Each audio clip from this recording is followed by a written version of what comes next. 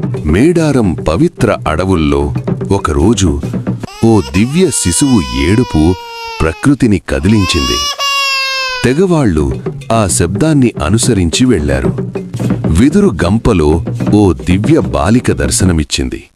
ఆమె చుట్టూ క్రూరమృగాలు, కాని అవి కాపలాదారుల్లా నిలిచాయి.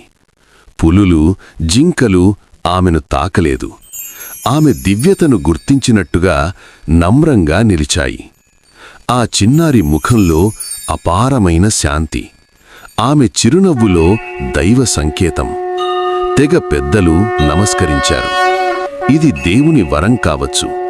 ఆ దివ్య శిశువును గౌరవంగా గూడెంలోకి తీసుకువచ్చారు. అప్పుడు ప్రకృతి సాక్ష్యంగా మహిమ ఆరంభమైంది.